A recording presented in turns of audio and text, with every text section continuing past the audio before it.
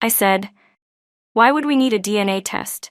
and stormed out of our living room, slamming the bedroom door so hard the picture frames rattled on the wall. Looking back now from my car, that doubles as my home, holding my crying 4-month-old while counting quarters for diapers, I can't believe how stupid I was. I'm Tessa, 29, and I destroyed my entire life because I couldn't face one simple truth. 3 years ago, I met Drake at a friend's housewarming party. He wasn't even my type, more clean-cut than the guys I usually went for, with a steady job in the building industry and this adorable habit of opening doors for me. After our third date, I knew he was husband material, stable, kind, and completely clueless about the other 3 guys I was seeing at the time. I never planned to be faithful, honestly. Men had always been like options on a menu to me, and I'd been sampling different dishes since high school. When Drake proposed 6 months later, I said yes immediately. My parents were thrilled, especially my dad, who had been on my case about settling down for years. If only he could see me now, living in my Honda Civic with his granddaughter who he refuses to even look at. The wedding was perfect, and Drake's family welcomed me like the daughter they never had. His mom taught me how to make his favorite meals, and I played the role perfectly. The devoted wife who kept a spotless home and always looked put together. Behind the scenes, I was still meeting up with Victor from the office complex next to mine, Austin from the gym, and occasionally Preston when he was in town for business. My girls Melissa and Kaylee knew everything, helping me keep my stories straight and covering for me when needed. "Girl, you're playing life on expert mode?" Melissa would laugh when I'd show up to brunch with stories about my latest hookup. I thought I was so clever, scheduling these meetups during my lunch break, or when Drake worked late, always making sure to be home first with dinner ready. When I missed my period after 2 years of marriage, I panicked. Drake and I had been trying for a year, but I'd been careful with my other guys. Usually. Looking at the calendar, I realized it could have been any of them. But what was I supposed to do? Tell Drake there was a chance it wasn't his? No way. So I acted excited and surprised when the home test came back positive, watching his face light up as he spun me around our kitchen. For a moment, I even convinced myself it was definitely his. Everything was fine until Drake casually mentioned getting a prenatal DNA test at dinner one night. "Just to be safe," he said, not even looking up from his plate like he was asking me to pass the salt. I nearly choked on my water. "Why would we need a DNA test?" I demanded, my voice rising. "Are you accusing me of something?" The look on his face was confusion, not suspicion, which only made me more defensive. I flipped out, saying he clearly didn't trust me, and storming away before he could respond. The next few weeks were tense. Drake became quieter, working later than usual and taking calls in another room. I caught him staring at me sometimes with this sad, thoughtful expression that made my stomach knot up. But I convinced myself everything was fine. This was just pre-baby jitters. Meanwhile, I cut things off with Victor and Preston, but kept seeing Austin. There was something about him I couldn't give up. Maybe his confidence, or the way he never asked questions about my life. At our 5-month celebration dinner with friends, someone brought up how common prenatal paternity tests were becoming. "It's just standard medical practice now," our friend's wife said, not realizing she'd stepped into a minefield. Drake stared at his plate while I launched into a speech about trust and commitment. Across the table, I caught Kaylee giving me a strange look. Later, she asked why I was so defensive if I had nothing to hide. "You know why," I snapped, instantly regretting how guilty it made me sound. That night, Drake tried bringing up the test again. "It's not about trust, Tessa. It's about being thorough with medical information." But I shut him down immediately, accusing him of listening to other people instead of believing in us. He slept on the couch that night, and I told myself I'd won the argument. How was I supposed to know he was already putting the pieces together? How could I imagine that within 2 months, I'd lose everything? My husband, my home, my friends, even my own father's respect, all because I couldn't answer one simple question. Why not just take the test if I had nothing to hide? 7 months pregnant and feeling like a beached whale, I was scrolling through Drake's phone while he was in the shower. Yeah, I know, classic move from someone who has trust issues herself. but I wasn't expecting to find anything. Drake was the faithful one, right? Then I saw it. Text messages from someone named Jamie talking about her and the situation and asking if he'd made a decision yet. My heart dropped. Was he cheating on me? While I was carrying his baby? I confronted him the second he walked out of the bathroom, still dripping wet. Who's Jamie? And what situation are you making decisions about? I demanded, waving his phone in his face. Drake didn't even flinch. He just wrapped a towel around his waist, sat down on our bed, and stared at me with these empty eyes I'd never seen before. Jamie is my lawyer, he said quietly, and we need to talk. What happened next still plays in my head on repeat during those long nights in my car. Drake pulled out his own phone, not the one I'd been snooping through, and showed me screenshots. Dozens of them. Messages between me and Victor, me and Austin. Even conversations with Melissa and Kaylee, where I joked about not knowing who the father was. Someone had sent everything to him anonymously 3 weeks ago. It's not what it looks like, I started, but the words sounded pathetic even to me. Drake just kept scrolling through the evidence, his face completely blank. 7 years of friendship in college, and Austin sleeps with my wife behind my back, Drake finally said, his voice cracking slightly. Did you know we were friends? That we nearly beat the crap out of each other senior year and haven't spoken since? I felt like I'd been slapped. Austin and Drake knew each other? Austin had never mentioned it, not once. I tried to process this new information while simultaneously coming up with a defense. It was just one time with Victor, I lied, focusing on the least damaging part. A stupid mistake. Whatever you think happened with Austin. Stop, Drake cut me off. Just stop. I'm not having an affair, Tessa. I've been talking to a lawyer and a private investigator. I've known something was off for weeks. Why do you think I wanted that DNA test?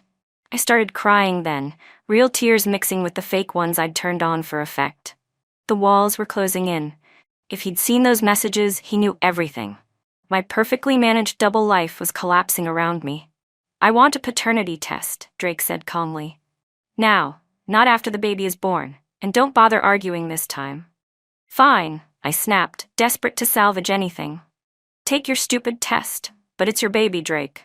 I know it is. Even as I said it, I was calculating whether Austin's or Victor's work schedules might have aligned with my fertile window. That night, Drake slept in the guest room. I frantically texted Austin, hoping he'd at least offer some support, only to discover he'd blocked me. Same with Preston. Victor sent back a single message. My wife is reading these texts. Don't contact me again. When I called Kaylee in tears, she confessed she was the one who tipped off Drake. I couldn't keep covering for you, she said. It wasn't right. I was completely alone, something I hadn't experienced since middle school. No backup plan, no safety net of admirers to cushion my fall.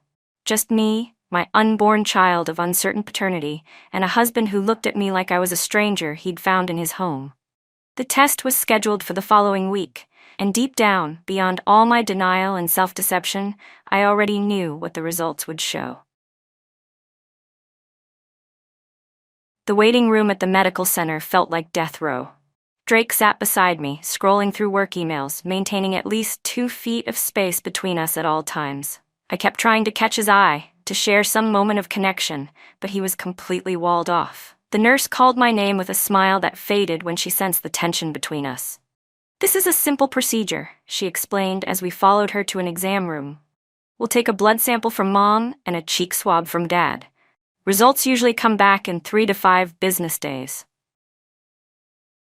I lay back on the exam table, watching Drake's face as they drew my blood. He looked almost hopeful for a second, and I latched onto that. Maybe there was still a chance. Maybe he wanted this baby to be his as badly as I suddenly realized I did too. It's going to be fine, I whispered as he sat stiffly for his cheek swab. He didn't respond. Those 5 days were the longest of my life.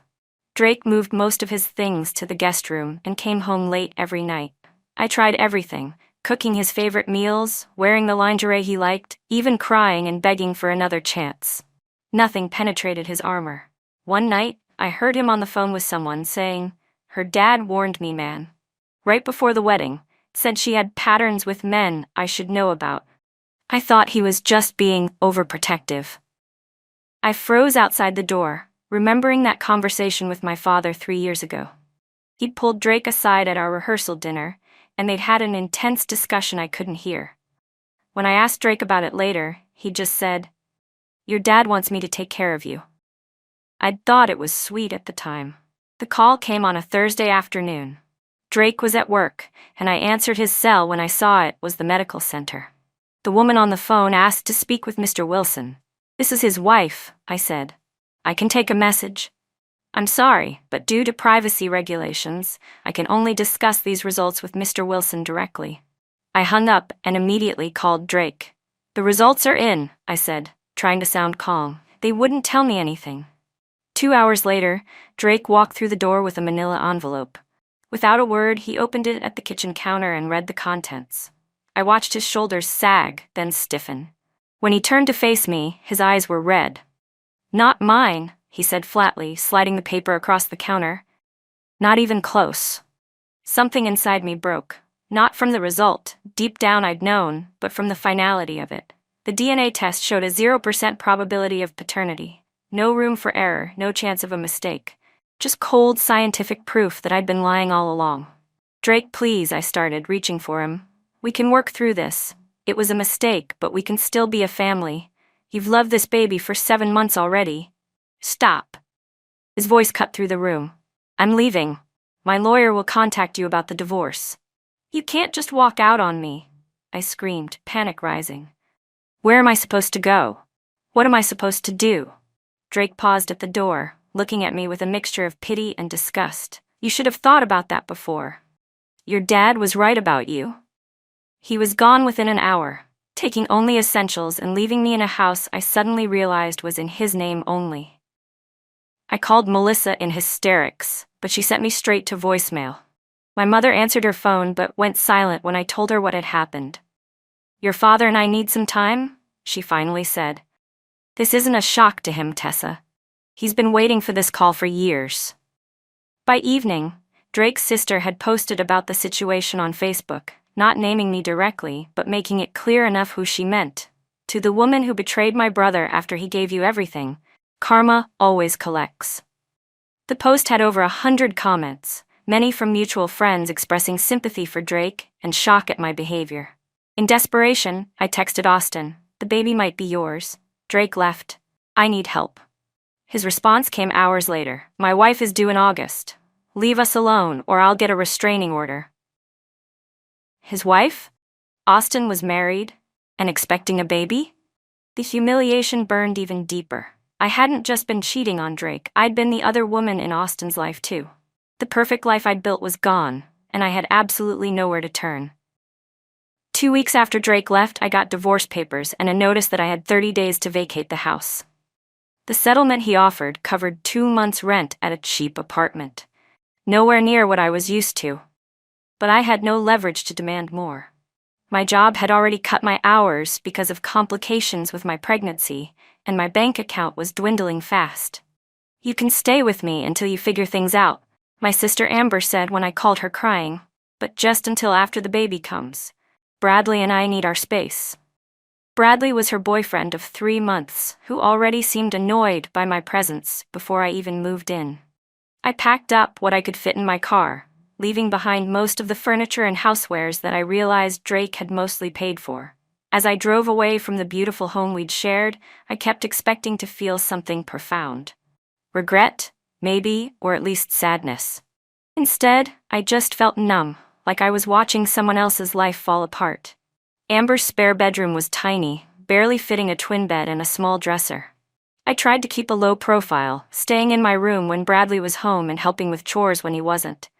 But as my due date approached and my body swelled, even that became difficult. I overheard them arguing about me one night. "It's been almost 2 months, Bradley hissed. "How long is she staying?" "Until the baby comes," Amber replied. "I can't just throw my sister out." "She did this to herself," Bradley said. "Her husband wasn't even the first guy she cheated with, according to what you told me." I pressed my ear against the wall, heart racing. "I know," Amber sighed. "Tessa's always been like this. In high school, she was seeing 3 guys at once. In college, she stole my boyfriend. I'm helping her because she's my sister, but I'm not blind to who she is. Their words stung more than I wanted to admit. Had I always been this person?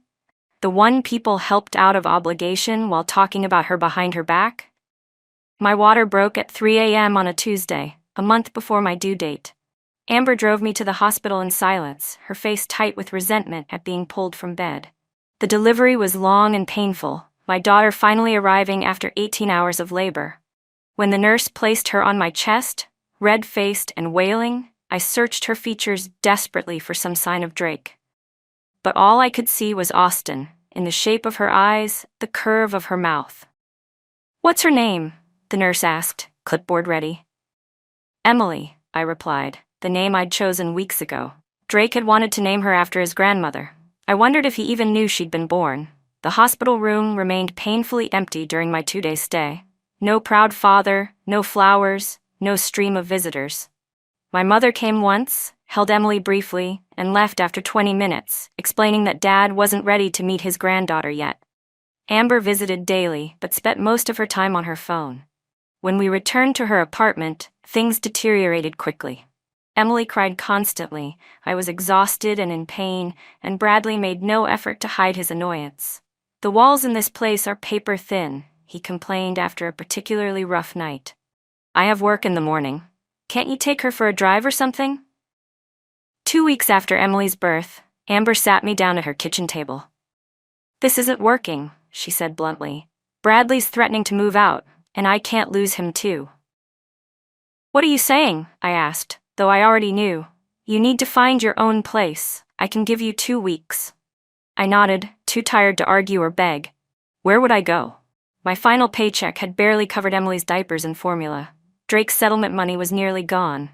I'd sold my designer handbags and most of my jewelry already. I thought about calling my parents, but the memory of my father's words, "no better than a whore," stopped me cold. I spent those 2 weeks applying for emergency assistance, temporary housing, anything I could find. Everything had wait lists or required documentation I didn't have. The few friends who still responded to my messages made vague promises to ask around but never followed up. People who'd attended my baby shower, who'd known me for years, suddenly couldn't remember my number. On our last day at Amber's, I packed our few belongings into my Honda Civic. Some clothes, Emily's portable bassinet, a week's worth of diapers, and drove around town for hours, trying to figure out what to do next. Emily slept in her car seat, oblivious to our situation. How had I gone from having everything to this?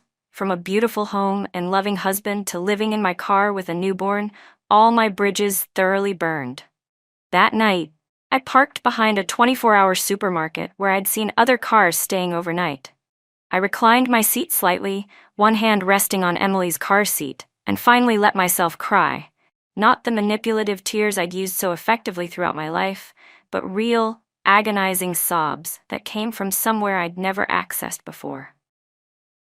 3 months of living in my car taught me things I never wanted to know. Like which public bathrooms are best for washing up, which fast food places don't mind if you sit for hours with one small coffee, and how to change a diaper in a backseat during a rainstorm. I'd sold almost everything of value. My designer clothes, the pearl earrings Drake gave me for our anniversary, even my wedding ring. The money went to formula, diapers, and occasionally a cheap motel room when Emily or I got sick. I still couldn't believe this was my life. Sometimes I'd catch a glimpse of my reflection in a store window. Hair unwashed, clothes wrinkled, dark circles under my eyes, and not recognize myself. Where was the woman who had 3 men texting her every day? The one who always looked perfect and had everything under control? It was during a particularly bad storm that I hit my absolute lowest point. Emily had been running a fever all day, crying nonstop. I'd spent our last $20 on children's Tylenol, leaving nothing for food or gas. As thunder crashed overhead and rain hammered my windshield, I made the decision I'd been avoiding for weeks. My parents' house looked exactly the same as it had growing up. Neat lawn, trimmed hedges, porch light always on. I sat in their driveway for almost 30 minutes, gathering courage, before finally grabbing Emily and making a dash through the downpour to the front door. My mother's face when she opened the door still haunts me, a mixture of shock, pity, and resignation. "Oh, Tessa," she whispered, eyes moving from my dripping hair to Emily's flushed face. "Come inside." She took Emily immediately, checking her temperature and clucking with concern. 102. She needs a cool bath and some rest. My mother's nurse training kicked in, and for a moment I felt a wave of relief so intense I nearly collapsed. Someone else was handling things. Someone else knew what to do. "Your father's asleep," she said quietly. "You can stay in your old room tonight, but—" She didn't finish the sentence. She didn't have to. That night, I slept in a real bed for the first time in weeks. Emily finally peaceful beside me in an old bassinet my mother had dug out of the attic. The familiar surroundings of my childhood bedroom felt surreal. Cheerleading trophies still on the shelves, prom photos on the wall. Evidence of a life that seemed to belong to someone else entirely. Morning came too quickly. I heard my father's heavy footsteps in the hallway, followed by my mother's hushed explanation of our presence. When I finally ventured downstairs, Emily in my arms, he was sitting at the kitchen table with his coffee, newspaper held up like a barrier.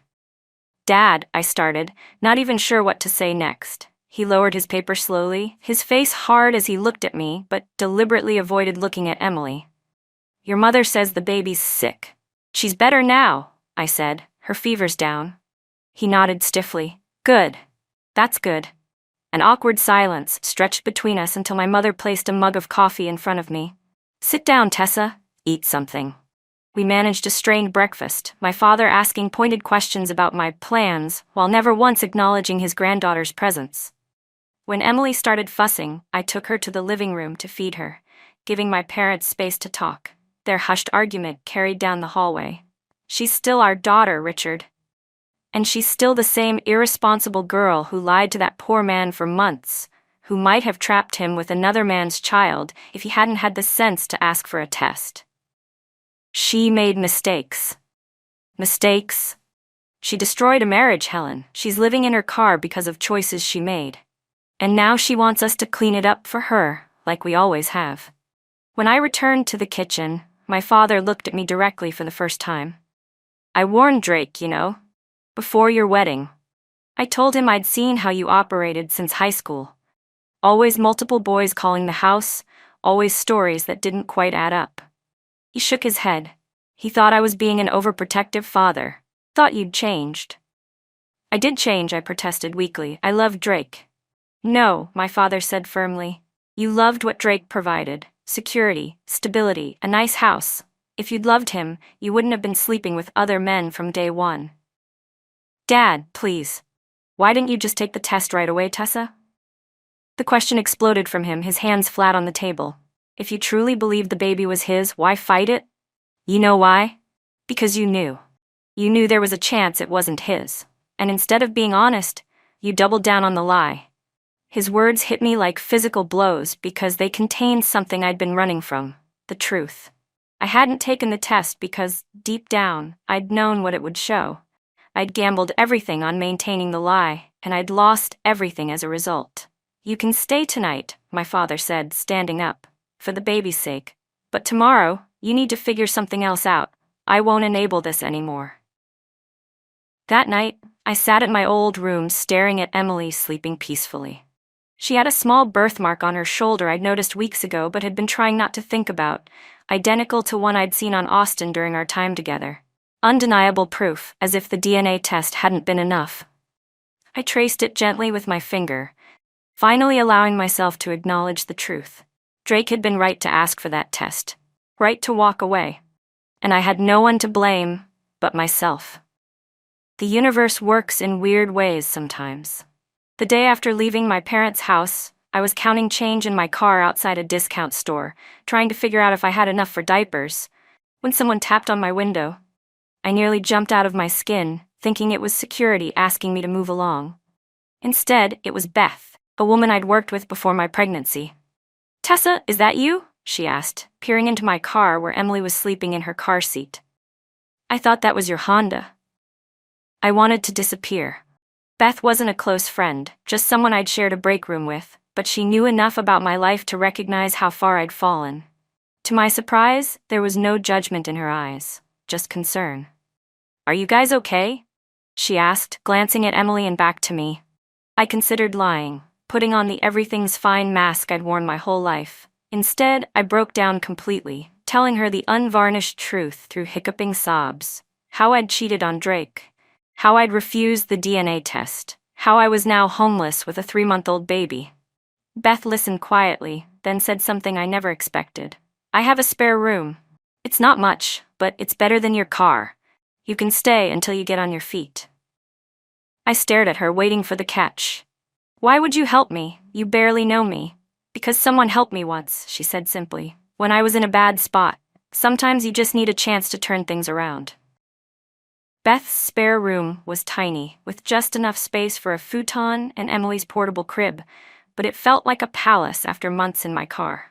She helped me apply for assistance programs properly, making sure I had all the documentation and followed up consistently. 3 weeks later, I was approved for subsidized housing, a small 1-bedroom apartment in a complex that had seen better days, but it was clean and safe and ours. Around the same time, I found a part-time job at a cafe where the owner, a single mom herself, let me bring Emily during slower shifts. The pay was minimal, but it covered our basic needs, and being around people again, people who didn't know my history or judge me for it, helped me start rebuilding some sense of self-worth. I also started therapy through a community program, forcing myself to examine patterns I'd been running from my whole life. Why did I seek validation through men? Why did I value attention over genuine connection? Why did I treat people as disposable options? There were no easy answers, but asking the questions was a start. 6 months after hitting rock bottom, I saw Drake in town. He was at a cafe across the street with a pretty brunette, both of them laughing over coffee. My old instinct was to march over there, create a scene, try to make him jealous or feel guilty. Instead, I watched them for a moment, then turned and walked the other way. Later that week, I wrote him a letter, not asking for anything, just apologizing properly for the first time. I didn't expect a response and didn't get one, but it felt important to acknowledge the hurt I'd caused. My relationship with my family began to thaw gradually. My mother started visiting weekly, bringing home-cooked meals and slowly bonding with Emily. My father remained distant but occasionally asked about his granddaughter. Small steps, but meaningful ones. A year after that rainy night at my parents' house, things are still challenging but stable. Our apartment is small but homey. My job barely covers our expenses, but we get by. I'm still in therapy, still working on myself. I remain single by choice, focusing on Emily and building a foundation neither of us had before. Last week, I ran into Melissa at the grocery store. She looked uncomfortable seeing me, rushing through pleasantries before making an excuse to leave. Watching her hurry away, I realized I felt nothing. No desire to rekindle the friendship, no anger over her abandonment when things got tough. She belonged to a different version of me, one I'm not interested in being anymore. Sometimes at night, when Emily's asleep and the apartment is quiet, I think about everything I lost. The beautiful house, the comfortable lifestyle, the man who loved me despite my father's warnings. I think about how one simple choice, taking that DNA test when first asked, might have forced me to confront my behavior before it destroyed everything. Would I have changed? Would I have become a better person without hitting rock bottom first? I'll never know. What I do know is this. When Emily's older and asks about her father, I won't lie to her. I won't repeat the patterns that brought me here. And when she asks why we live so simply compared to her friends, I'll have to find a way to explain that sometimes losing everything is the only way to figure out what actually matters.